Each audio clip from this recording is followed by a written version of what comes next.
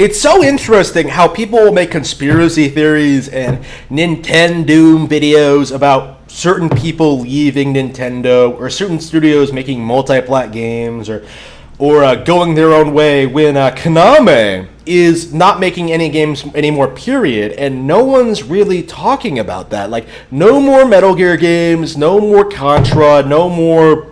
What else do they make? Castlevania. I mean, I guess you're getting that shitty cartoon, but...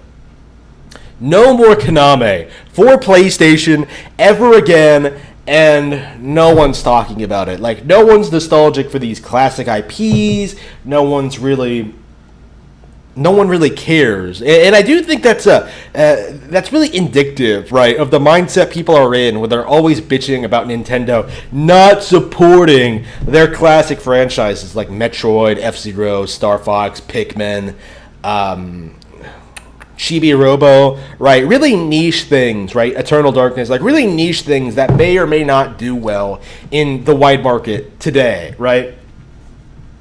People will always bitch and moan about these Nintendo games not getting support, but it's remarkable how Metal Gear Solid 5 can come out, be so controversial for a wide variety of reasons. Konami can stop making games entirely and make that very publicly known, and nothing ever comes of that.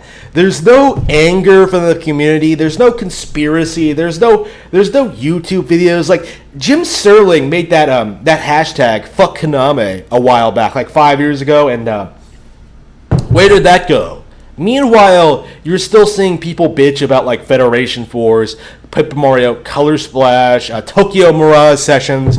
Like, no matter what it is, if it's on Nintendo, it gets shit on, while these vastly inferior third-party companies get away with a lot more. It's very, very blatant with Konami in particular, but I've been noticing this behavior with Square Enix, with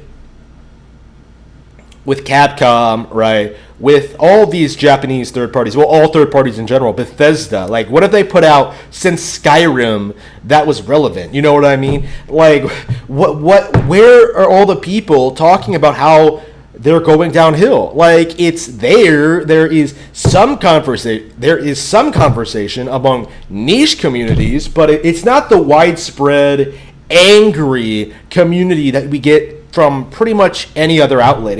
It's ridiculous. It's super biased, and it's really, really interesting to see Death Stranding sort of follow this pattern, because I think it proves that it has nothing to do with these established brand names. Kojima was able to put out Death Stranding. It bombed, right? And people are leaving the company now because it was such a train wreck, and no one's really talking about that. Like, no one really wants to acknowledge that your Lord and Savior, Hideo Kojima, fell flat on his face with his first Konami-free release, right? The conspiracy theory that Konami was just holding him back turned out to be a complete farce, and yet no one's talking about it, no one's discussing it, no one cares, right? Because it doesn't fit with the narrative that Nintendo is holding back the rest of the industry, that it's behind the times. Just Nintendo is the only problem that video games have right now, according to the gaming industry. It is just downright pathetic to see the lengths that people will go to, we're going to constantly see more of this going forward. I noticed today that there have been a lot of rumors that Microsoft is planning to buy Sega. If that's true, like, that's going to be another company that people are just not going to, just suddenly going to forget about, right, when they stop supporting PlayStation.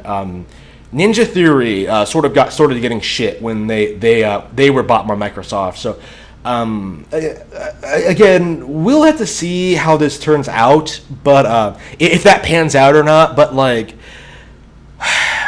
people need to be more reasonable about their criticisms of video game companies. Companies like Konami absolutely deserve it, but companies like Nintendo do not.